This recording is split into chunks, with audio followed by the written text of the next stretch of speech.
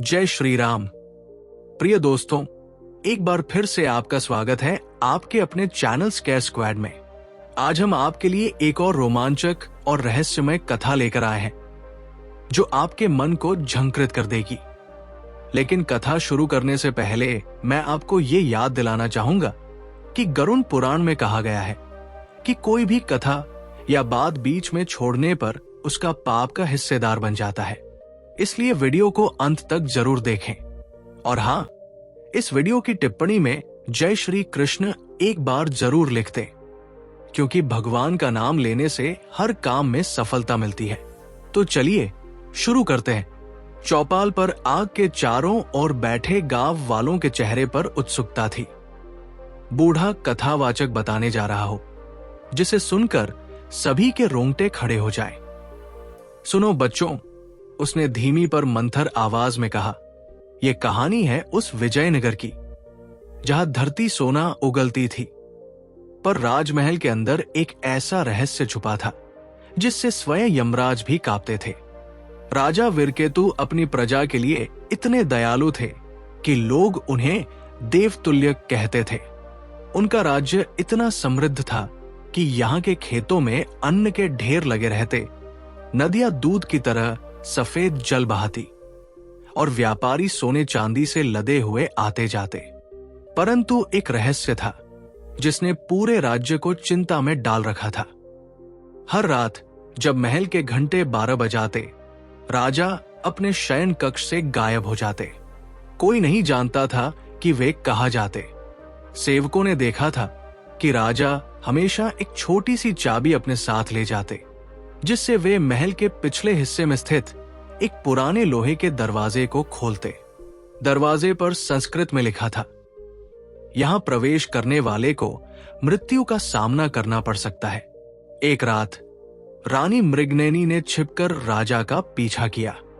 उसने देखा कि राजा उस दरवाजे से एक विशाल कक्ष में प्रवेश करते हैं, जिसके बीचों बीच एक टूटा हुआ शिवलिंग पड़ा था। शिवलिंग के सामने एक काला कबूतर बैठा था जिसकी आंखें लाल लाल थी, मानो उसमें आग धधक रही हो। राजा ने शिवलिंग के सामने सिर झुकाया और अपनी दाहिनी हथेली पर एक तेजधार खंजर से कट लगाया।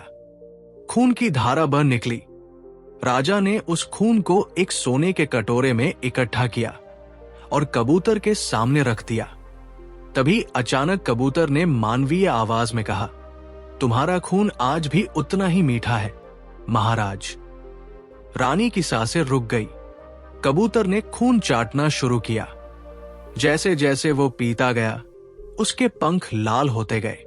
अंत में जब कटोरा खाली हुआ तो कबूतर ने अपनी गर्दन घुमाई और राजा की ओर देखकर ऐसी हंसी हंसी कि रानी के रोंगटे खड़े हो गए। हाँ, तुम्हारे पूर्वज ने मुझे जिस दिन मारा था, उस दिन मैंने प्रतिज्ञा की थी कि तुम्हारा वंश खत्म हो जाएगा। लेकिन तुमने अपनी चतुराई से मुझे रोज खून देकर अपनी जान बचा ली। पर याद रखो राजन, एक दिन तुम्हारा खून भी कम पड़ जाएगा। राजा ने सिर झुकाकर कहा, मैं अपनी प्रजा को बचाने के लिए हर दिन मरने को तैयार हूं। कबूतर ने फिर से हंसते हुए कहा, तो फिर कल फिर मिलते हैं महाराज। और वो धुएं में विलीन हो गया। रानी मृगनयनी भागती हुई अपने कक्ष में लौटी। उसकी आंखों से आंसू बह रहे थे। अब वो समझ चुकी थी कि राजा क्यों हर रात अपनी जान की बलि देते हैं। अगली सुबह जब ऋषि दुर्वासा का शिष्य सुमेध राज्य में आया तो रानी ने उसे सारी बात बताई। सुमेध ने राजा से सीधे पूछा, महाराज, आप इस पिशाच को क्यों खिला रहे हैं? राजा का चेहरा पीला पड़ गया। उन्होंने कहा, अगर मैं एक रात भी बलि न दूं तो ये पिशाच पूरे राज्य को नरक बना देगा। तभी अचानक खिड़की पर वही काला कबूतर आ बैठा। उसकी आंखों से खून के आंसू बहने लगे और कथा यही विराम लेती है। कृष्णदास ने आग में घी डाला और चुपचाप बैठ गया। गांव वाले स्तब्ध थे। एक बच्चे ने डरते हुए पूछा, फिर क्या हुआ दादा? बूढ़े ने मुस्कुराते हुए कहा, कल सुनेंगे बच्चा, कल सुनेंगे। रात हो गई है, अब सो जाओ। और इस तरह विजयनगर के राजा और रहस्यमय कबूतर की कहानी का पहला अध्याय समाप्त हुआ। सुबह की पहली किरणें विजयनगर के महलों पर पड़ रही थी जब साधु सुमेध ने अपनी आंखें खोली। पिछली रात का वो भयावह दृश्य उसकी स्मृतियों से नहीं मिट रहा था। राजा का रक्त, वो काला कबूतर और उसकी भयानक हंसी। सुमेध ने अपने कमरे की खिड़की से बाहर देखा। महल का प्रांगण शांत था, पर उसकी आत्मा में एक अजीब सी बेचैनी थी।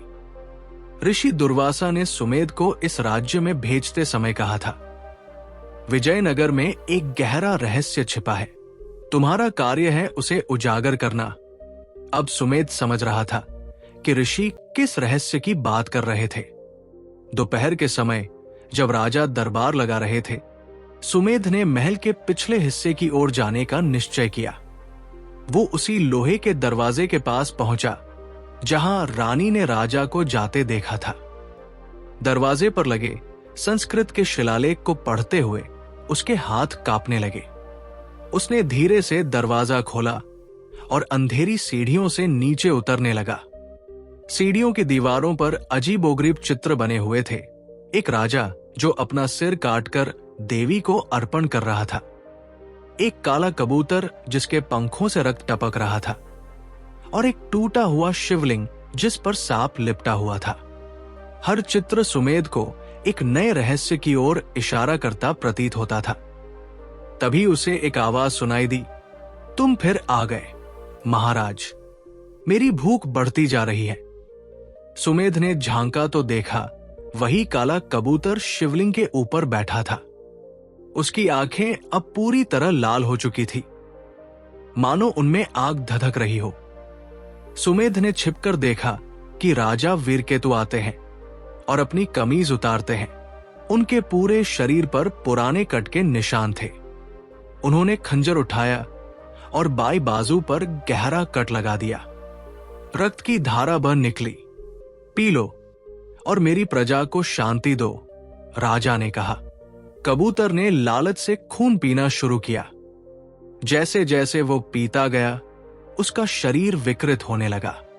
उसके पंखों से मांस गिरने लगा। चोंच मानवीय होठों में बदल गई और आंखों में नरकीय चमक आ गई। अचानक वो आधा मनुष्य आधा पक्षी का राक्षस बन गया। तुम्हारे पूर्वज राजा वीरसेन ने मुझे धोखे से मारा था। राक्षस गर्जा। मैं महर्षि विश्वामित्र का शिष्य ब्राह्मण देव शर्मा था। तुम्हारे राजवंश को मेरे शाप ने घेर लिया है। सुमेध की सांसें तेज हो गई। उसने अपने वस्त्रों में छिपाए त्रिशूल को थाम लिया जो ऋषि दुर्वासा ने उसे दिया था। तभी एक तेज प्रकाश फूटा और ऋषि दुर्वासा स्वयं वहां प्रकट हो गए। धर्मग्लानि का पापी, ऋषि ने गर्जना की, तूने ब्राह्मण होकर प्रतिशोध की अग्नि जलाई है। कबूतर हंसा, और तुम्हारे ये राजा रोज निर्दोषों का खून पीते हैं। ऋषि ने राजा की ओर देखा।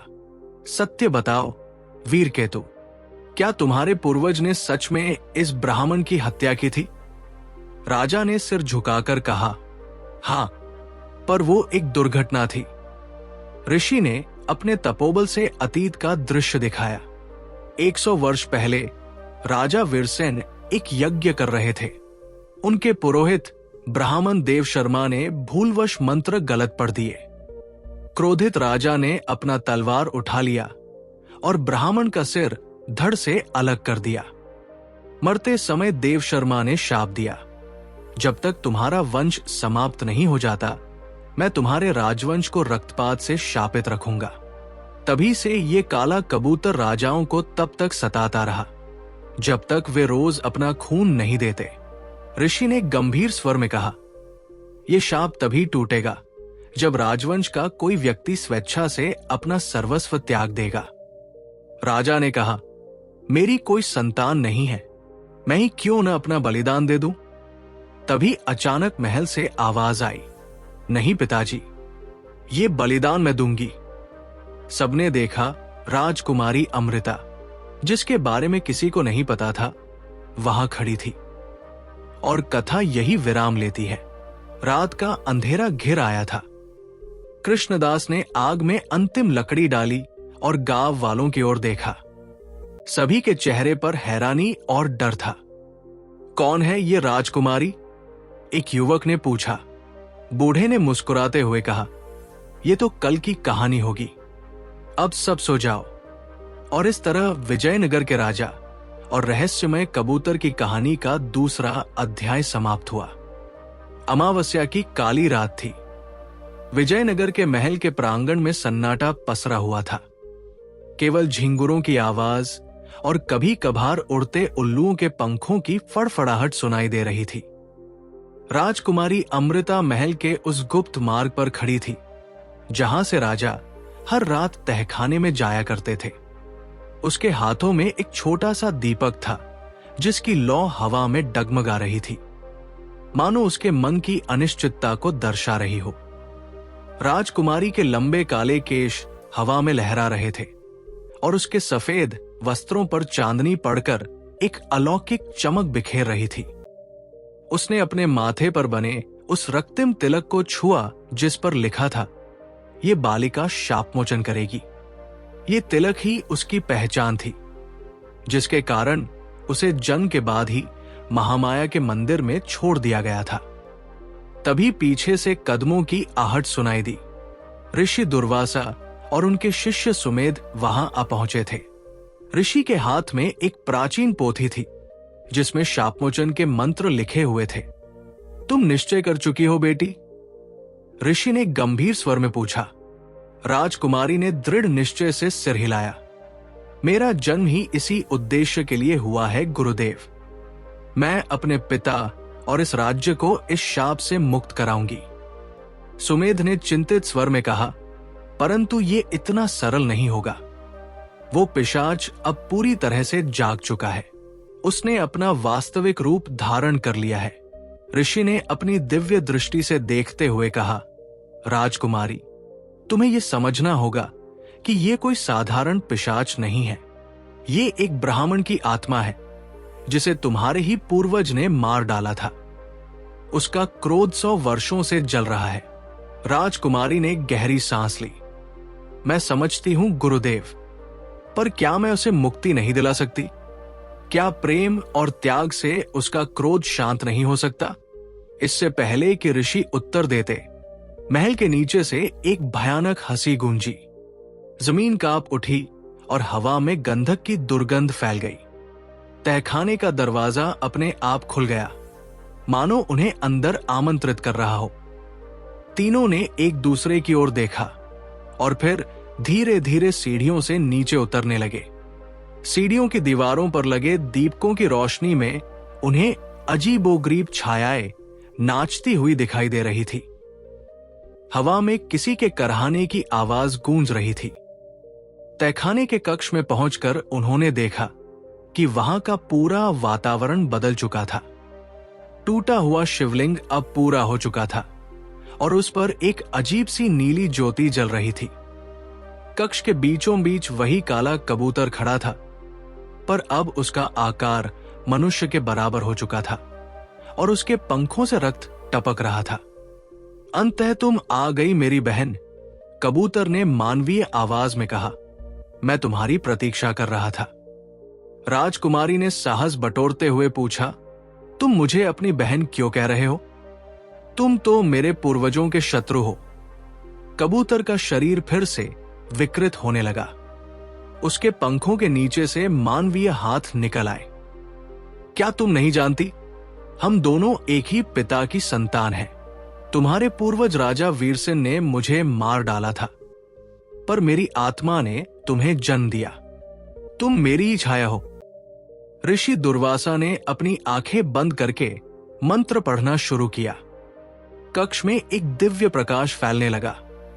राजकुमारी, अब समय आ गया है, तुम्हें अपना बलिदान देना होगा। राजकुमारी ने अपने केश खोल दिए और शिवलिंग के सामने घुटने टेक दिए। उसने अपनी हथेली पर एक तीक्ष्ण खंजर से कट लगाया और रक्त को शिवलिंग पर अर्पित कर दिया। मैं अपने पूर्वजों के पापों का प्रायश्चित करती हूं। मैं अपने रक्त से इस शाप को धो देती हूं।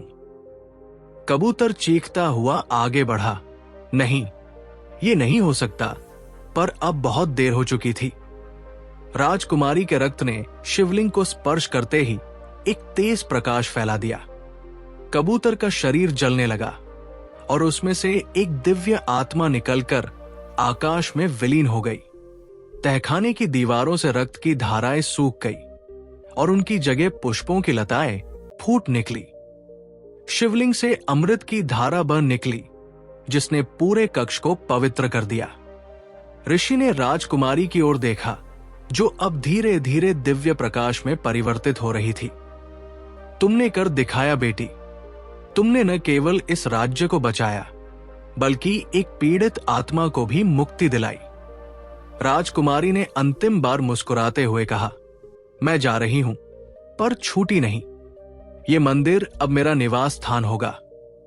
और वो एक ज्योति बनकर आकाश में विलीन हो गई। सुबह होते ही पूरे विजयनगर में एक अद्भुत शांति छा गई। राजा वीरकेतु ने देखा कि उनके शरीर पर बने सभी कट के निशान गायब हो चुके थे। मंदिर से एक दिव्य संगीत गूंज रहा था और लोगों के चेहरों पर असीम शांति थी। राजा ने अपने अंतिम दिनों में एक शिलालेख तैयार करवाया, जिस पर लिखा था, यहां एक पिता और पुत्री ने स्वार्थरहित प्रेम की मिसाल कायम की। ये शिलालेख आज भी मंदिर के गर्भगृह में स्थापित है, जो उस अमर बलिदान की गाथा को याद दिलाता है। शापमोचन के 6 मास बाद विजयनगर का दृश्य पूर्णतः परिवर्तित हो चुका था। सुबह की पहली किरणें जब महल के सुनहरे शिखरों पर पड़ती, तो ऐसा प्रतीत होता मानो स्वयं सूर्य देव इस नगरी को आशीर्वाद देने आए हों। राजा वीरकेतु प्रातःकालीन सभा में विराजमान थे, जहां प्रजा के कल्याण हेतु नित्य नए आदेश पारित किए जाते थे। परंतु आज राजा के मन में एक अजीब सी बेचैनी थी, मानो कोई अदृश्य शक्ति उन्हें किसी गुप्त संकेत दे रही हो। मंदिर के प्रांगण में सैकड़ों भक्तों की भीड़ जुटी हुई थी। अमृता देवी के इस नवनिर्मित मंदिर की छटा निराली थी। सफेद संगमरमर से निर्मित गर्भगृह, सोने से जड़ा हुआ शिखर और प्रवेश द्वार पर खुदे हुए दिव्य मंत्र। पुजारी ने राजा के आगमन की प्रतीक्षा में विधिवत पूजा की तैयारी कर रखी थी। आज एक विशेष अनुष्ठान था। शापमोचन के 6 मास पूर्ण होने पर षटमासिक पूर्णाहुति। राजा ज्यों ही मंदिर के गर्भगृह में प्रविष्ट हुए, उन्हें एक विचित्र दृश्य दिखाई दिया। देवी की मूर्ति के चेहरे पर एक अलौकिक आभा थी और उसकी आंखों से सजल धारा बह रही थी। ये देखकर राजा का हृदय द्रवित हो उठा। पुजारी ने विधिवत पूजा आरंभ की और राजा ने देवी के चरणों में स्वर्ण आभूषण अर्पित किए। तभी अचानक मंदिर की दीवारों से एक सूक्ष्म कंपन होने लगा, जो धीरे धीरे प्रबल होता गया। क्या ये भूकंप है? एक भक्त ने भयभीत स्वर में पूछा। परंतु ये कोई सामान्य कंपन नहीं था। मंदिर के गर्भगृह के फर्श के मध्य से एक दरार निकल आई, जिसमें से एक नीली ज्योति प्रकट हुई। राजा ने सावधानी पूर्वक उस ओर कदम बढ़ाया। दरार धीरे धीरे विस्तृत होती गई और अंततः पूरा फर्श ही धंस गया, जिससे नीचे एक गुप्त सुरंग का पता चला। सुरंग के प्रवेश द्वार पर एक प्राचीन शिलालेख लगा हुआ था, जिस पर संस्कृत में उत्कीर्ण था, ये सत्य जिज्ञास्ति सोंद कारमार्गेन गंतव्य। जो सत्य को जानना चाहता है, उसे अंधकार के मार्ग पर चलना होगा। राजा ने एक मशाल जलाई और सावधानी पूर्वक सुरंग में अवतरण किया। सुरंग की दीवारों पर अद्भुत चित्र अंकित थे। एक राजा स्वयं अपना शीश काट रहा है। एक काले कबूतर के पंखों से रक्त की धाराएं बह रही हैं और एक भग्न शिवलिंग के चतुर्दिक 51 कन्याओं की छायाएं विलाप कर रही है। सुरंग के अंत में एक विशाल कक्ष था, जिसके मध्य में एक सुवर्णमय संदूक रखा हुआ था। संदूक पर भयावह अक्षरों में लिखा था, ये खोलती सह भूंगते, जो खोलेगा वही भोगेगा। राजा के हाथ कांप रहे थे, परंतु उन्होंने साहस संचय कर संदूक का पट खोल दिया। संदूक के भीतर 3 वस्तुएं विद्यमान थी। एक कृष्ण वर्ण का जादुई ग्रंथ, जिस पर रक्ताक्षरों में मंत्र लिखे थे। एक भग्न त्रिशूल जिससे अभी भी रक्त स्रावित हो रहा था, और 51 मानव मुंडों की माला। ज्यों ही राजा ने ग्रंथ को स्पर्श किया, संदूक से कृष्ण धूम्र उठने लगा और संपूर्ण कक्ष कंपन करने लगा। दीवारों से रक्त की धाराएं प्रवाहित होने लगी और एक भयानक हास्य ध्वनि गूंज उठी। धूम्र के मध्य से एक विशालकाय राक्षस प्रकट हुआ। उसका अर्धांग मानव था और अर्धांग कबूतर। उसके 51 हाथ थे, जिनमें से प्रत्येक में एक भग्न खड्ग था। उसके नेत्रों से अग्निशिखाएं निःसृत हो रही थी, और जब वो वाणी देता तो उसमें सैकड़ों जनों की चीत्कार सम्मिलित थी। अह सह द्वापंचाशे शापय यत्वं विस्मृतवान। मैं वो 52वां शाप हूं जिसे तू भूल गया। राक्षस गर्जन करता हुआ बोला, त्वमः पूर्वज राजा वीरसेन न केवल 51 कन्याना बलि दत्तवान, अपितु स्वस्यैव पुत्र्या वधमपि कृतवान। यावत् तव वंश समाप्त न भवति तावत् अह न गमिष्यामि। राजा विरकेतु के पदतलेन भूमिय सरसा। उन्होंने कदापि न चिंतित यत्तेषा पूर्वजाय एतावन्तः निष्ठुराः भवितुम् अर्हन्ति। तेषा नेत्रेभ्य अश्रूणि प्रवहन्ति सा।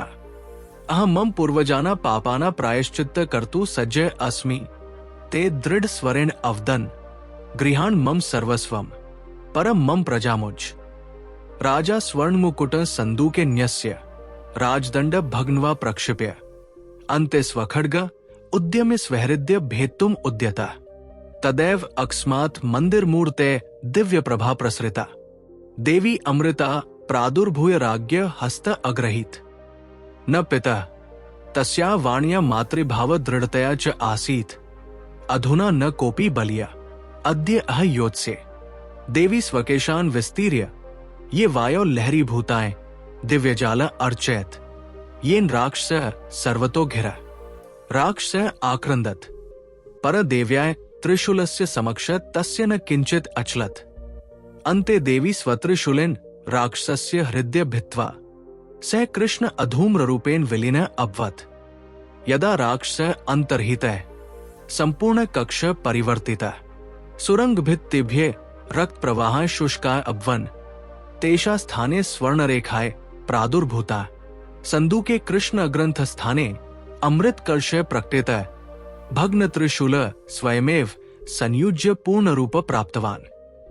देवी अमृता राजान प्रति अवदत्, पितः अधुना तव कर्तव्य समाप्तम्। एतत् मंदिरं सदैव तव वंशस्य रक्षा करिष्यति। तया अमृत कलशेन राजमस्तके तिलकं कृत। राज्ञ सर्वाणि क्षतानि तत्क्षणमेव आरोग्याणि अभवन्। यदा राजा मंदिरात् बहिः आगतः संपूर्ण विजयनगरम् एकया अलौकिक प्रभया आपूरितम् आसीत्। जनानां मुखेषु अमरा शान्तिः आसीत्। राजा घोषणा अकरोत् यत् अद्यारभ्य एतत् मंदिरं विजयनगरस्य श्रेष्ठं धन भविष्यति, यत्र प्रतिवर्षम् अमृता उत्सव आचरिष्यते। राजा वीरकेतु स्वान्तिमेषु दिनेषु एकः शिलालेखः निर्मापयामास, यस्मिन् लिखितम् आसीत्, अत्र एकः पिता पुत्री च निःस्वार्थ प्रेमणः आदर्शं स्थापितवन्तौ। एष शिलालेखः अद्यापि मन्दिरस्य गर्भगृहे स्थापितः अस्ति। ये तस्य अमरबलिदानस्य गाथा स्मारयति। विजयनगरस्य एषा कथा पीढ़ी पीढ़्यन्तरं श्रूयते। येन कोऽपि न विस्मरेत् यत् सत्य बलिदान तत् एव यत् निःस्वार्थम् अस्ति। शापमोचन के 1 वर्ष बाद विजयनगर में एक विचित्र शांति छाई हुई थी। सुबह की पहली किरणें जब राजमहल के सुनहरे शिखरों पर पड़ती तो ऐसा प्रतीत होता मानो स्वयं देवता इस नगरी को आशीर्वाद देने आए हों। परंतु राजा वीरकेतु की आंखों में एक अजीब सी बेचैनी थी, जैसे कोई अनदेखा खतरा अभी भी मंडरा रहा हो। मंदिर के प्रांगण में सैकड़ों दीपकों की रोशनी में भक्तों की भीड़ उमड़ पड़ी थी। अमृता देवी के इस विशाल मंदिर की छटा निराली थी। सफेद संगमरमर से निर्मित गर्भगृह, सोने से जड़ा हुआ शिखर और प्रवेश द्वार पर खुदे हुए दिव्य मंत्र। पुजारी ने विशेष पूजा की तैयारी की थी, क्योंकि आज शापमोचन के 1 वर्ष पूरे होने पर वार्षिकोत्सव मनाया जाना था। राजा जो ही मंदिर के गर्भगृह में प्रवेश किए, एक अद्भुत दृश्य उनकी आंखों के सामने आया। देवी की मूर्ति के चेहरे पर एक अलौकिक आभा थी और उसकी आंखों से आंसू की 2 धाराएं बह रही थी। ये देखकर राजा का हृदय द्रवित हो उठा। पुजारी ने विधिवत पूजा आरंभ की और राजा ने देवी के चरणों में स्वर्ण आभूषण अर्पित किए। तभी अचानक मंदिर की दीवारों से एक सूक्ष्म कंपन होने लगा, जो धीरे धीरे प्रबल होता गया। क्या यह भूकंप है? एक वृद्ध भक्त ने भयभीत स्वर में पूछा। परंतु यह कोई सामान्य कंपन नहीं था। मंदिर के गर्भगृह के फर्श के मध्य से एक दरार निकल आई, जिसमें से एक नीली ज्योति प्रकट हुई। राजा ने सावधानी पूर्वक उस ओर कदम बढ़ाया। दरार धीरे धीरे विस्तृत होती गई और अंततः पूरा फर्श ही धंस गया, जिससे नीचे एक गुप्त सुरंग का पता चला।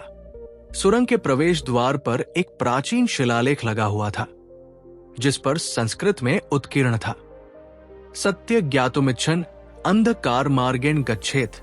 सत्य जानने की इच्छा रखने वाले को अंधकार के मार्ग पर चलना होगा। राजा ने एक मशाल जलाई और सावधानी पूर्वक सुरंग में अवतरण किया। सुरंग की दीवारों पर अद्भुत चित्र अंकित थे। एक राजा स्वयं अपना शीश काट रहा है। एक काले कबूतर के पंखों से रक्त की धाराएं बह रही हैं और एक भग्न शिवलिंग के चतुर्दिक 51 कन्याओं की छायाएं विलाप कर रही हैं। सुरंग के अंत में एक विशाल कक्ष था, जिसके मध्य में एक सुवर्णमय संदूक रखा हुआ था। संदूक पर भयावह अक्षरों में लिखा था, उद्घाटिता एवं भोक्ता, खोलने वाला ही भोगेगा। राजा के हाथ कांप रहे थे, परंतु उन्होंने साहस संचय कर संदूक का पट खोल दिया। संदूक के भीतर 3 वस्तुएं विद्यमान थी। एक कृष्ण वर्ण का जादुई ग्रंथ, जिस पर रक्ताक्षरों में मंत्र लिखे थे। एक भग्न त्रिशूल, जिससे अभी भी रक्त स्रावित हो रहा था, और 51 मानव मुंडों की माला। जो ही राजा ने ग्रंथ को स्पर्श किया, संदूक से कृष्ण धूम्र उठने लगा और संपूर्ण कक्ष कंपन करने लगा। दीवारों से रक्त की धाराएं प्रवाहित होने लगी और एक भयानक हास्य ध्वनि गूंज उठी। धूम्र के मध्य से एक विशालकाय राक्षस प्रकट हुआ। उसका अर्धांग मानव था और अर्धांग कबूतर। उसके 51 हाथ थे, जिनमें से प्रत्येक में एक भग्न खड्ग था। उसके नेत्रों से अग्निशिखाएं निःसृत हो रही थी और जब वो वाणी देता तो उसमें सैकड़ों जनों की चीत्कार सम्मिलित थी। अहसह द्वापंचाशे शापय यत्वं विस्मृतवान। मैं वो 52वां शाप हूं जिसे तू भूल गया। राक्षस गर्जन करता हुआ बोला, त्वमः पूर्वज राजा वीरसेन न केवल 51 कन्याना बलि दत्तवान, अपितु स्वस्यैव पुत्र्या वधम्पि कृतवान। यावत् तव वंश समाप्त न भवति तावत् अह न गमिष्यामि। राजा वीरकेतु के पैरों तले जमीन खिसक गई। उन्होंने कभी नहीं सोचा था कि उनके पूर्वज इतने निर्दयी हो सकते हैं। उनकी आंखों से आंसू बह निकले। मैं अपने पूर्वजों के पापों का प्रायश्चित करने को तैयार हूं। उन्होंने दृढ़ स्वर में कहा, ले लो मेरा सर्वस्व, पर मेरी प्रजा को छोड़ दो। राजा ने अपना मुकुट उतारकर संदूक में रख दिया। उन्होंने अपना राजदंड तोड़कर फेंक दिया और अंत में उन्होंने अपनी तलवार उठाई और अपने हृदय को भेदने के लिए उठा ली। तभी अचानक मंदिर की मूर्ति से एक तेज प्रकाश फूटा और देवी अमृता प्रकट हुई। उन्होंने राजा का हाथ पकड़ लिया। नहीं पिताजी, उनकी आवाज में ममता और दृढ़ता थी। अब और बलिदान नहीं, इस बार मैं लड़ूंगी। देवी ने अपने लंबे केश खोल दिए, जो हवा में लहराने लगे। उनके बालों से एक दिव्य जाल बुना गया, जिसने राक्षस को चारों ओर से घेर लिया। राक्षस चीखता रहा, लेकिन देवी के त्रिशूल के सामने उसकी एक न चली। अंततः देवी ने अपने त्रिशूल से राक्षस के हृदय को भेद दिया और वो काले धुएं में परिवर्तित होकर विलीन हो गया। जैसे ही राक्षस गायब हुआ, पूरा कक्ष बदलने लगा। सुरंग की दीवारों से रक्त की धाराएं सूख गई और उनकी जगह स्वर्णिम रंग की रेखाएं उभर आई। संदूक में अब काले ग्रंथ की जगह एक अमृत कलश प्रकट हुआ और टूटे त्रिशूल ने अपने आप जुड़कर पूरा रूप ले लिया। देवी अमृता ने राजा की ओर मुड़कर कहा, पिताजी, अब तुम्हारा कर्तव्य पूर्ण हुआ। ये मंदिर सदैव तुम्हारे वंश की रक्षा करेगा। उन्होंने अमृत कलश से राजा के माथे पर तिलक लगाया और राजा के सभी घाव तुरंत भर गए। जब राजा मंदिर से बाहर निकले तो पूरा विजयनगर एक अलौकिक प्रकाश से नहाया हुआ था। लोगों के चेहरों पर असीम शांति थी। राजा ने घोषणा की कि आज से ये मंदिर विजयनगर की सबसे बड़ी धरोहर होगा, जहां प्रतिवर्ष अमृता उत्सव मनाया जाएगा। राजा विरकेतु ने अपने अंतिम दिनों में एक शिलालेख तैयार करवाया, जिस पर लिखा था, यहां एक पिता और पुत्री ने स्वार्थरहित प्रेम की मिसाल कायम की। ये शिलालेख आज भी मंदिर के गर्भगृह में स्थापित है, जो उस अमर बलिदान की गाथा को याद दिलाता है। विजयनगर की ये कथा पीढ़ी दर पीढ़ी सुनाई जाती है, ताकि कोई भी ये न भूल पाए कि सच्चा बलिदान वही है जो स्वार्थरहित हो।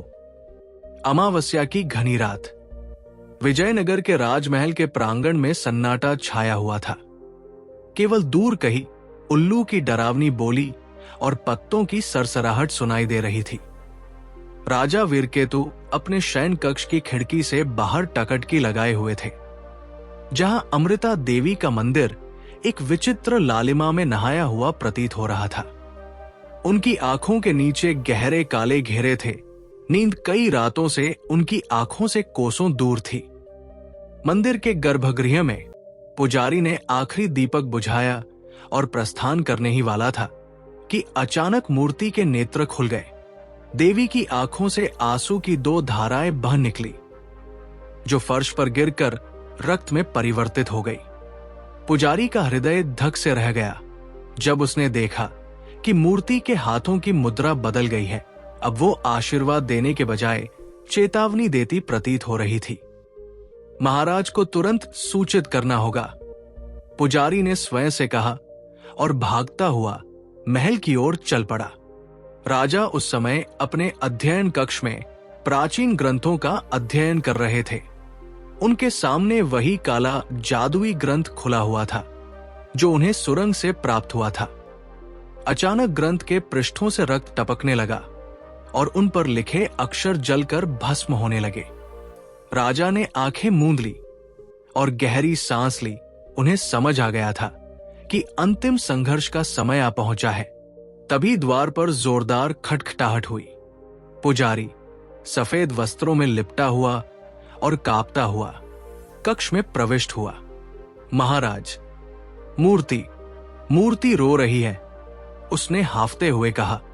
राजा तुरंत उठ खड़े हुए। उन्होंने अपने कक्ष की दीवार पर टंगी वो पुरानी तलवार उतारी जो पीढ़ियों से उनके परिवार की धरोहर थी। तलवार की मूठ पर खुदा हुआ था, सत्यमेव जयते। मंदिर पहुंचते पहुंचते रात का अंधेरा और भी गहरा हो चुका था। मंदिर के प्रवेश द्वार पर खड़े होकर राजा ने देखा कि गर्भगृह से निकलने वाली लालिमा अब रक्तवर्ण हो चुकी थी। उनके पीछे पीछे ऋषि दुर्वासा और सुमेध भी आ पहुंचे थे, जिनके हाथों में यज्ञ की सामग्री थी। आज रात्रि संपूर्ण होगा, वह जो 100 वर्षों से अधूरा था, ऋषि ने गंभीर स्वर में कहा। गर्भगृह के भीतर का दृश्य भयावह था।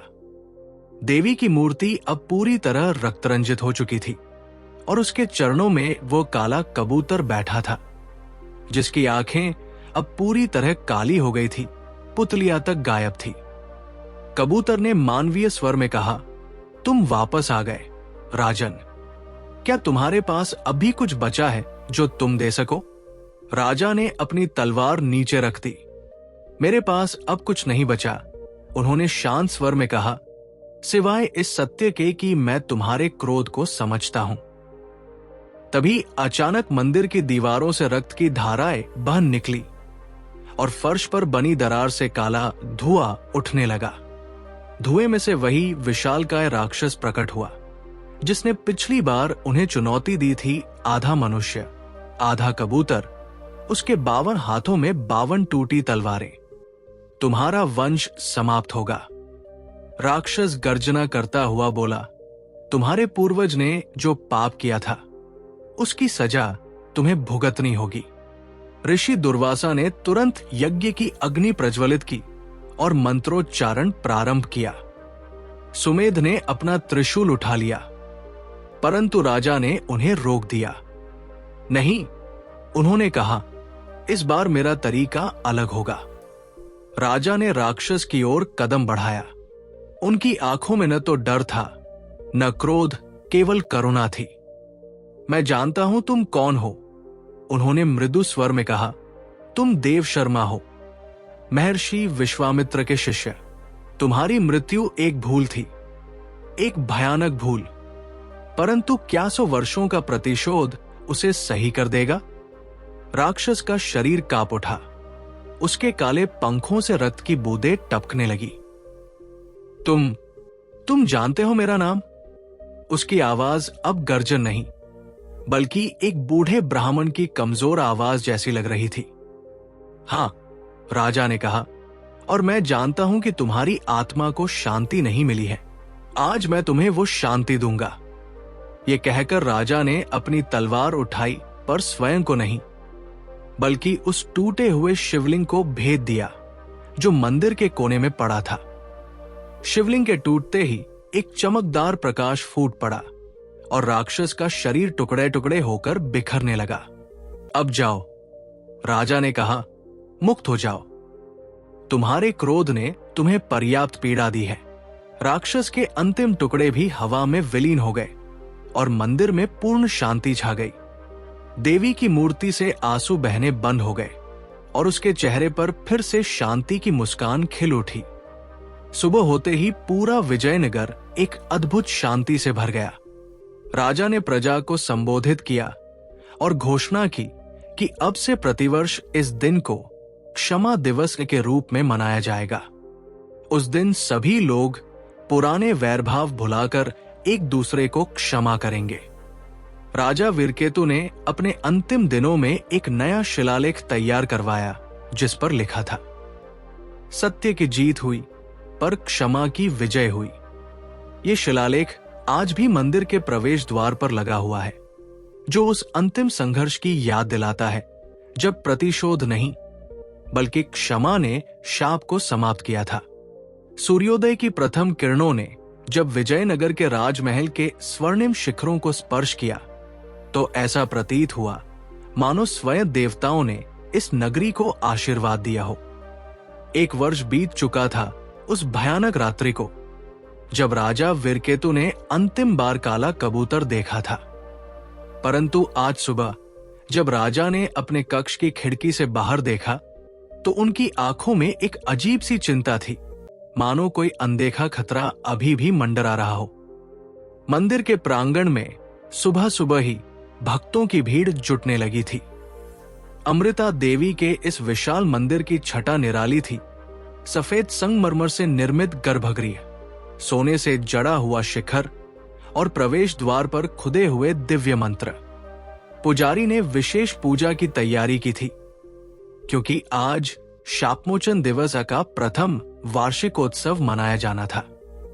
राजा जो ही मंदिर के गर्भगृह में प्रवेश किए, एक अद्भुत दृश्य उनकी आंखों के सामने आया। देवी की मूर्ति के चेहरे पर एक अलौकिक आभा थी और उसकी आंखों से आंसू की 2 धाराएं बह रही थी। ये देखकर राजा का हृदय द्रवित हो उठा। पुजारी ने विधिवत पूजा आरंभ की और राजा ने देवी के चरणों में स्वर्ण आभूषण अर्पित किए। तभी अचानक मंदिर की दीवारों से एक सूक्ष्म कंपन होने लगा, जो धीरे धीरे प्रबल होता गया। क्या ये भूकंप है? एक वृद्ध भक्त ने भयभीत स्वर में पूछा, परंतु ये कोई सामान्य कंपन नहीं था। मंदिर के गर्भगृह के फर्श के मध्य से एक दरार निकल आई, जिसमें से एक नीली ज्योति प्रकट हुई। राजा ने सावधानी पूर्वक उस ओर कदम बढ़ाया। दरार धीरे धीरे विस्तृत होती गई और अंततः पूरा फर्श ही धंस गया, जिससे नीचे एक गुप्त सुरंग का पता चला। सुरंग के प्रवेश द्वार पर एक प्राचीन शिलालेख लगा हुआ था, जिस पर संस्कृत में उत्कीर्ण था। सत्य ज्ञातुमिच्छन् अंधकार मार्गेण गच्छेत। सत्य जानने की इच्छा रखने वाले को अंधकार के मार्ग पर चलना होगा। राजा ने एक मशाल जलाई और सावधानी पूर्वक सुरंग में अवतरण किया। सुरंग की दीवारों पर अद्भुत चित्र अंकित थे। एक राजा स्वयं अपना शीश काट रहा है। एक काले कबूतर के पंखों से रक्त की धाराएं बह रही है और एक भग्न शिवलिंग के चतुर्दिक 51 कन्याओं की छायाएं विलाप कर रही है। सुरंग के अंत में एक विशाल कक्ष था, जिसके मध्य में एक सुवर्णमय संदूक रखा हुआ था। संदूक पर भयावह अक्षरों में लिखा था, उद्घाटिता एव भोक्ता, खोलने वाला ही भोगेगा। राजा के हाथ कांप रहे थे, परंतु उन्होंने साहस संचय कर संदूक का पट खोल दिया। संदूक के भीतर 3 वस्तुएं विद्यमान थी। एक कृष्ण वर्ण का जादुई ग्रंथ जिस पर रक्ताक्षरों में मंत्र लिखे थे, एक भग्न त्रिशूल जिससे अभी भी रक्त स्रावित हो रहा था, और 51 मानव मुंडों की माला। ज्यों ही राजा ने ग्रंथ को स्पर्श किया, संदूक से कृष्ण धूम्र उठने लगा और संपूर्ण कक्ष कंपन करने लगा। दीवारों से रक्त की धाराएं प्रवाहित होने लगी और एक भयानक हास्य ध्वनि गूंज उठी। धूम्र के मध्य से एक विशालकाय राक्षस प्रकट हुआ। उसका अर्धांग मानव था और अर्धांग कबूतर। उसके 51 हाथ थे, जिनमें से प्रत्येक में एक भग्न खड्ग था। उसके नेत्रों से अग्निशिखाएं निःसृत हो रही थी और जब वो वाणी देता तो उसमें सैकड़ों जनों की चीत्कार सम्मिलित थी। अहसह द्वापंचाशे शापय यत्वं विस्मृतवान। मैं वो 52वां शाप हूं जिसे तू भूल गया। राक्षस गर्जन करता हुआ बोला, त्वमः पूर्वज राजा वीरसेन न केवल 51 कन्याना बलि दत्तवान, अपितु स्वस्यैव पुत्र्या वधम्पि कृतवान। यावत् तव वंश समाप्त न भवति तावत् अह न गमिष्यामि। राजा वीरकेतु के पैरों तले जमीन खिसक गई। उन्होंने कभी नहीं सोचा था कि उनके पूर्वज इतने निर्दयी हो सकते हैं। उनकी आंखों से आंसू बह निकले। मैं अपने पूर्वजों के पापों का प्रायश्चित करने को तैयार हूं। उन्होंने दृढ़ स्वर में कहा, ले लो मेरा सर्वस्व, पर मेरी प्रजा को छोड़ दो। राजा ने अपना मुकुट उतारकर संदूक में रख दिया। उन्होंने अपना राजदंड तोड़कर फेंक दिया और अंत में उन्होंने अपनी तलवार उठाई और अपने हृदय को भेदने के लिए उठा ली। तभी अचानक मंदिर की मूर्ति से एक तेज प्रकाश फूटा और देवी अमृता प्रकट हुई। उन्होंने राजा का हाथ पकड़ लिया। नहीं पिताजी, उनकी आवाज में ममता और दृढ़ता थी। अब और बलिदान नहीं, इस बार मैं लड़ूंगी। देवी ने अपने लंबे केश खोल दिए जो हवा में लहराने लगे। उनके बालों से एक दिव्य जाल बुना गया जिसने राक्षस को चारों ओर से घेर लिया। राक्षस चीखता रहा, लेकिन देवी के त्रिशूल के सामने उसकी एक न चली। अंततः देवी ने अपने त्रिशूल से राक्षस के हृदय को भेद दिया और वो काले धुएं में परिवर्तित होकर विलीन हो गया। जैसे ही राक्षस गायब हुआ, पूरा कक्ष बदलने लगा। सुरंग की दीवारों से रक्त की धाराएं सूख गई और उनकी जगह स्वर्णिम रंग की रेखाएं उभर आई। संदूक में अब काले ग्रंथ की जगह एक अमृत कलश प्रकट हुआ और टूटे त्रिशूल ने अपने आप जुड़कर पूरा रूप ले लिया। देवी अमृता ने राजा की ओर मुड़कर कहा, पिताजी, अब तुम्हारा कर्तव्य पूर्ण हुआ। ये मंदिर सदैव तुम्हारे वंश की रक्षा करेगा। उन्होंने अमृत कलश से राजा के माथे पर तिलक लगाया और राजा के सभी घाव तुरंत भर गए। जब राजा मंदिर से बाहर निकले तो पूरा विजयनगर एक अलौकिक प्रकाश से नहाया हुआ था। लोगों के चेहरों पर असीम शांति थी। राजा ने घोषणा की कि आज से ये मंदिर विजयनगर की सबसे बड़ी धरोहर होगा, जहां प्रतिवर्ष अमृता उत्सव मनाया जाएगा। राजा वीरकेतु ने अपने अंतिम दिनों में एक शिलालेख तैयार करवाया जिस पर लिखा था, यहां एक पिता और पुत्री ने स्वार्थरहित प्रेम की मिसाल कायम की। ये शिलालेख आज भी मंदिर के गर्भगृह में स्थापित है। जो उस अमर बलिदान की गाथा को याद दिलाता है। विजयनगर की ये कथा पीढ़ी दर पीढ़ी सुनाई जाती है ताकि कोई भी ये न भूल पाए कि सच्चा बलिदान वही है जो स्वार्थरहित हो। सुबह की पहली किरणों ने विजयनगर को सोने की तरह चमकता देखा। पूरा नगर अमृता जयंती के उत्सव में डूबा हुआ था। मंदिर के सामने सैकड़ों दीपक जल रहे थे, जिनकी रोशनी में भक्तों के चेहरे खिल उठे थे। राजा वीरकेतु मंदिर के प्रांगण में खड़े थे, जहां 108 ब्राह्मण वेद मंत्रों का पाठ कर रहे थे। उनकी आंखों में एक अजीब सी चमक थी, मानो वो किसी गहरी सोच में खोए हों। रात के समय जब सभी भक्त चले गए, राजा अकेले मंदिर के गर्भगृह में पहुंचे। उन्होंने शिवलिंग के सामने घुटने टेके और अपनी हथेली पर खंजर से एक गहरा कट लगाया। रक्त की एक बूंद शिवलिंग पर गिरी तो अचानक मूर्ति के नेत्र खुल गए। एक दिव्य आवाज गूंजी, वत्स, तुम्हारी परीक्षा अभी पूरी नहीं हुई। तुम्हारे राज्य में एक और गहरा रहस्य छिपा है। राजा ने मंदिर के तलघर की खोज शुरू की। पुरानी सीढ़ियों से उतरते हुए उन्हें एक गुप्त सुरंग मिली, जिसकी दीवारों पर अजीब चित्र बने थे। एक राजा खुद को काट रहा था, 51 कन्याओं की छायाएं रो रही थी और एक विशालकाय कबूतर का प्रेत मुस्कुरा रहा था। सुरंग के अंत में एक सोने का संदूक पड़ा था, जिस पर खौफनाक शब्द लिखे थे, जो खोलेगा वही भोगेगा। जैसे ही राजा ने संदूक खोला, काला धुआं उठा और पूरा तलघर कांपने लगा। दीवारों से खून की धाराएं बह निकली। धुएं से एक भयानक राक्षस प्रकट हुआ। उसका आधा शरीर मनुष्य का था और आधा कबूतर का। उसके 51 हाथों में 51 टूटी तलवारें थी। मैं वो 52वां शाप हूं जिसे तुम भूल गए। राक्षस गर्जा, तुम्हारा वंश समाप्त होगा। राजा ने शांत स्वर में कहा, ले लो मेरा सर्वस्व, पर मेरी प्रजा को छोड़ दो। उन्होंने अपना मुकुट संदूक में रख दिया और राजदंड तोड़कर फेंक दिया। जैसे ही उन्होंने अपनी तलवार से हृदय भेदने को उठाई, मंदिर की मूर्ति से चमकदार प्रकाश फूट पड़ा। देवी अमृता प्रकट हुई और उन्होंने राजा का हाथ पकड़ लिया।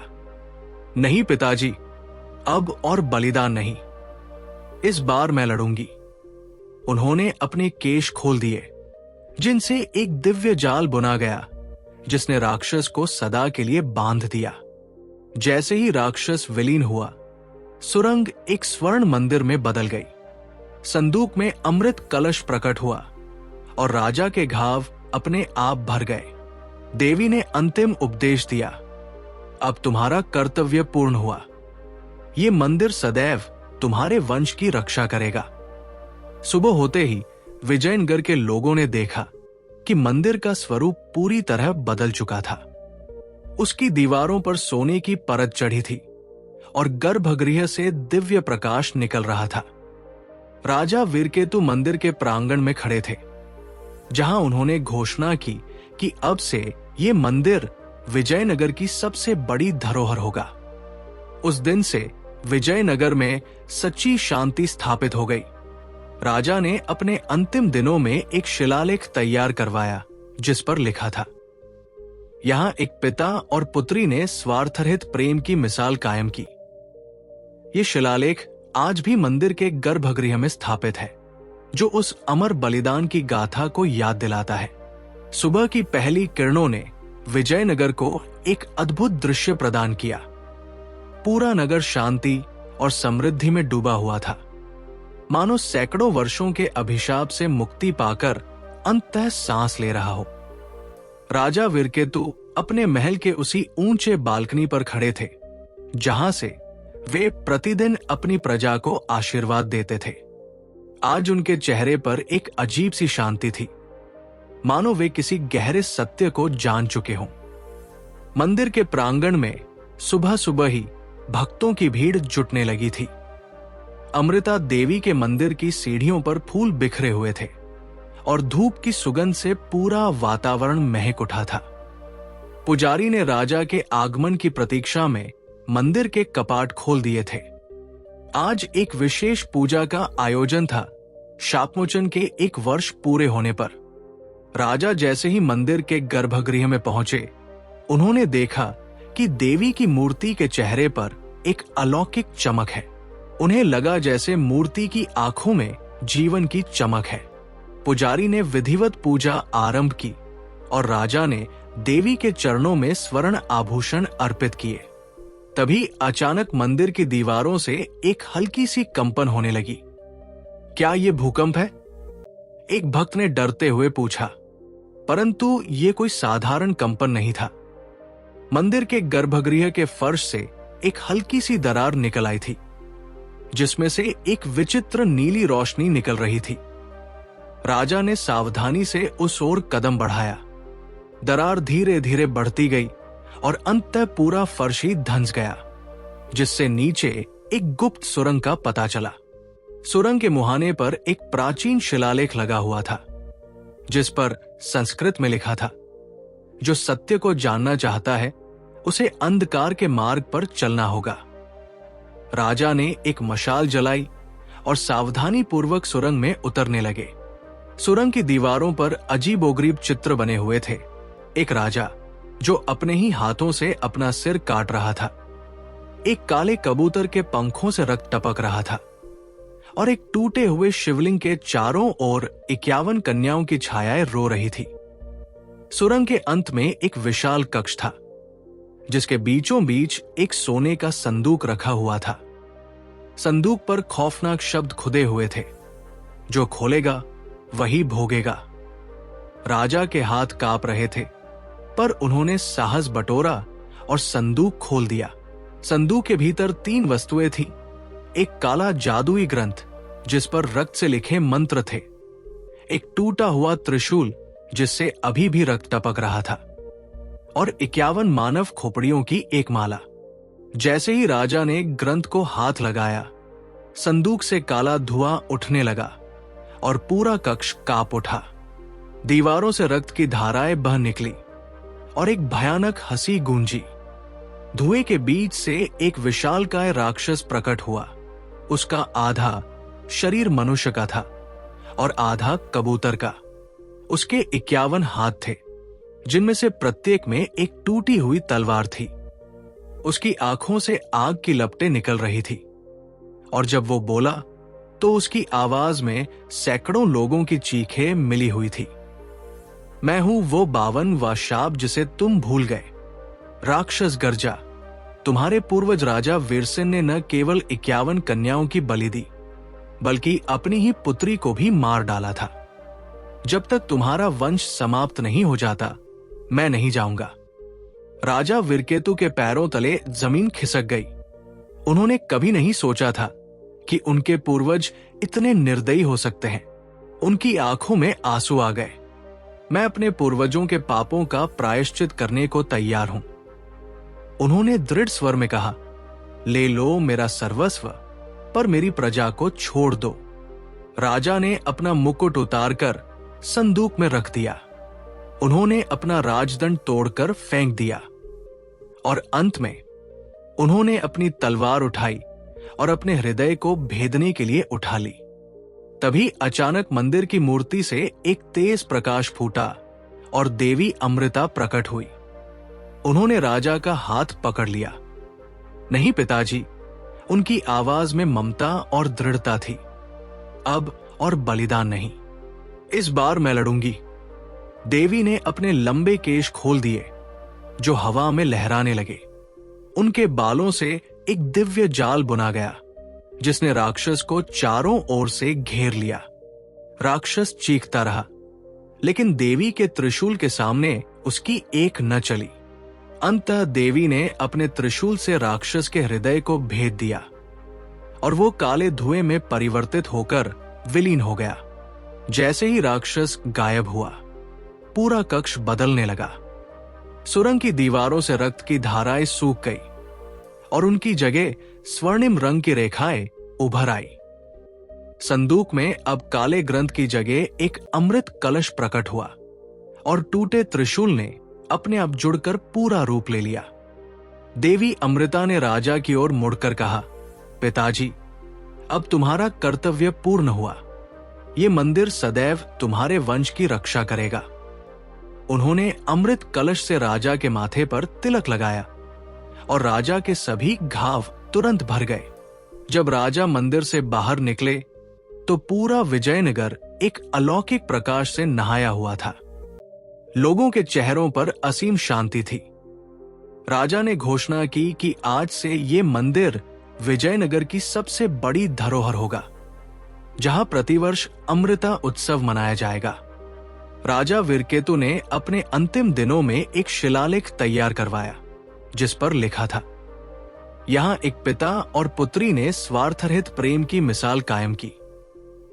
ये शिलालेख आज भी मंदिर के गर्भगृह में स्थापित है, जो उस अमर बलिदान की गाथा को याद दिलाता है।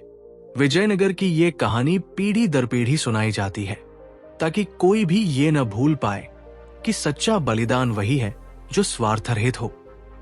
सूर्य की प्रथम किरणों ने जब विजयनगर के राजमहल के स्वर्णिम शिखरों को स्पर्श किया, तो ऐसा प्रतीत हुआ मानो स्वयं प्रकाश देवता ने इस नगरी को अपनी उपस्थिति से आशीर्वाद दिया हो। एक दशक बीत चुका था उस भयावह रात्रि को, जब राजा वीरकेतु ने अंतिम बार उस काली छाया को देखा था, जिसने उनके राजवंश को शापित किया था। परंतु आज सुबह जब वृद्ध राजा ने अपने कक्ष की खिड़की से बाहर झांका, तो उनकी आंखों में एक अजीब सी शांति थी, मानो वे किसी गहरे रहस्य को समझ चुके हों। मंदिर के विशाल प्रांगण में भक्तों की भीड़ उमड़ पड़ी थी। अमृता देवी का ये भव्य मंदिर अब पूरे भारतवर्ष में प्रसिद्ध हो चुका था। उसके सफेद संगमरमर के गर्भगृह, सोने से जड़े शिखर और प्रवेश द्वार पर खुदे दिव्य मंत्रों ने इसे एक पवित्र तीर्थ स्थल बना दिया था। पुजारी ने विशेष पूजा की तैयारी की थी, क्योंकि आज शापमोचन दिवस का 10वां वार्षिकोत्सव मनाया जाना था। राजा वीरकेतु जब मंदिर के गर्भगृह में प्रविष्ट हुए, तो उन्होंने देखा कि देवी की मूर्ति के चेहरे पर एक अलौकिक आभा थी। मूर्ति की आंखों से आंसू की 2 धाराएं बह रही थी, जो फर्श पर गिरकर स्वर्णिम फूलों में परिवर्तित हो रही थी। ये दृश्य देखकर राजा का हृदय भावुक हो उठा। पुजारी ने विधिवत पूजा आरंभ की और राजा ने देवी के चरणों में स्वर्ण आभूषण अर्पित किए। तभी अचानक मंदिर की दीवारों से एक सूक्ष्म कंपन होने लगा, जो धीरे धीरे प्रबल होता गया। क्या ये भूकंप है? एक युवा भक्त ने भयभीत स्वर में पूछा। परंतु ये कोई सामान्य भूकंप नहीं था। मंदिर के गर्भगृह के फर्श के मध्य से एक दरार निकल आई, जिसमें से एक दिव्य नीली ज्योति प्रकट हुई। राजा ने सावधानी पूर्वक उस ओर कदम बढ़ाया। दरार धीरे धीरे विस्तृत होती गई और अंततः पूरा फर्श ही धंस गया, जिससे नीचे एक गुप्त सुरंग का पता चला। सुरंग के प्रवेश द्वार पर एक प्राचीन शिलालेख लगा हुआ था, जिस पर संस्कृत में उत्कीर्ण था, सत्य ज्ञातुमिच्छन् अंधकार मार्गेण गच्छेत। सत्य जानने की इच्छा रखने वाले को अंधकार के मार्ग पर चलना होगा। राजा ने एक मशाल जलाई और सावधानी पूर्वक सुरंग में अवतरण किया। सुरंग की दीवारों पर अद्भुत चित्र अंकित थे। एक राजा स्वयं अपना शीश काट रहा है। एक काले कबूतर के पंखों से रक्त की धाराएं बह रही हैं और एक भग्न शिवलिंग के चतुर्दिक 51 कन्याओं की छायाएं विलाप कर रही है। सुरंग के अंत में एक विशाल कक्ष था, जिसके मध्य में एक सुवर्णमय संदूक रखा हुआ था। संदूक पर भयावह अक्षरों में लिखा था, उद्घाटिता एवं भोक्ता, खोलने वाला ही भोगेगा। राजा के हाथ कांप रहे थे, परंतु उन्होंने साहस संचय कर संदूक का पट खोल दिया। संदूक के भीतर 3 वस्तुएं विद्यमान थी। एक कृष्ण वर्ण का जादुई ग्रंथ, जिस पर रक्ताक्षरों में मंत्र लिखे थे, एक भग्न त्रिशूल जिससे अभी भी रक्त स्रावित हो रहा था, और 51 मानव मुंडों की माला। ज्यों ही राजा ने ग्रंथ को स्पर्श किया, संदूक से कृष्ण धूम्र उठने लगा और संपूर्ण कक्ष कंपन करने लगा। दीवारों से रक्त की धाराएं प्रवाहित होने लगी और एक भयानक हास्य ध्वनि गूंज उठी। धूम्र के मध्य से एक विशालकाय राक्षस प्रकट हुआ। उसका अर्धांग मानव था और अर्धांग कबूतर। उसके 51 हाथ थे, जिनमें से प्रत्येक में एक भग्न खड्ग था।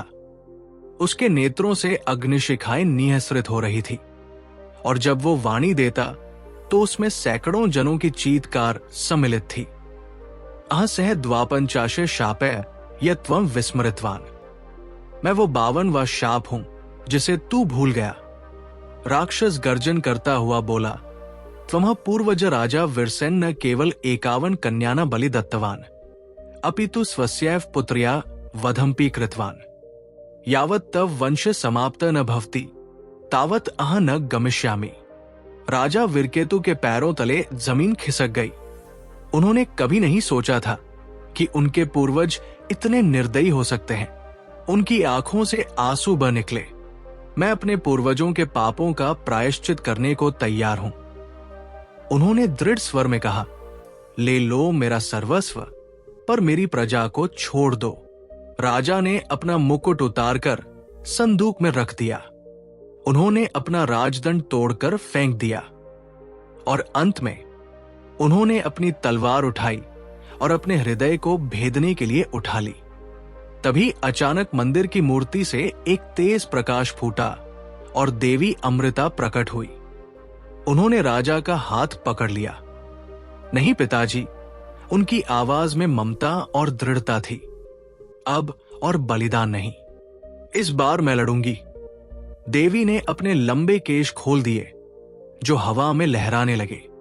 उनके बालों से एक दिव्य जाल बुना गया जिसने राक्षस को चारों ओर से घेर लिया। राक्षस चीखता रहा, लेकिन देवी के त्रिशूल के सामने उसकी एक न चली। अंततः देवी ने अपने त्रिशूल से राक्षस के हृदय को भेद दिया और वो काले धुएं में परिवर्तित होकर विलीन हो गया। जैसे ही राक्षस गायब हुआ, पूरा कक्ष बदलने लगा। सुरंग की दीवारों से रक्त की धाराएं सूख गई और उनकी जगह स्वर्णिम रंग की रेखाएं उभर आई।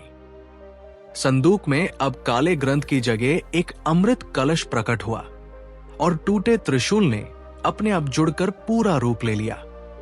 देवी अमृता ने राजा की ओर मुड़कर कहा, पिताजी, अब तुम्हारा कर्तव्य पूर्ण हुआ। ये मंदिर सदैव तुम्हारे वंश की रक्षा करेगा। उन्होंने अमृत कलश से राजा के माथे पर तिलक लगाया और राजा के सभी घाव तुरंत भर गए। जब राजा मंदिर से बाहर निकले तो पूरा विजयनगर एक अलौकिक प्रकाश से नहाया हुआ था। लोगों के चेहरों पर असीम शांति थी। राजा ने घोषणा की कि आज से ये मंदिर विजयनगर की सबसे बड़ी धरोहर होगा, जहां प्रतिवर्ष अमृता उत्सव मनाया जाएगा। राजा वीरकेतु ने अपने अंतिम दिनों में एक शिलालेख तैयार करवाया जिस पर लिखा था, यहां एक पिता और पुत्री ने स्वार्थरहित प्रेम की मिसाल कायम की। ये शिलालेख आज भी मंदिर के गर्भगृह में स्थापित है, जो उस अमर बलिदान की गाथा को याद दिलाता है। विजयनगर की ये कथा पीढ़ी दर पीढ़ी सुनाई जाती है ताकि कोई भी ये न भूल पाए कि सच्चा बलिदान वही है जो स्वार्थरहित हो। जहां क्रोध का अंत होता है, वही शांति का जन्म होता है। जिसने स्वार्थ को त्याग दिया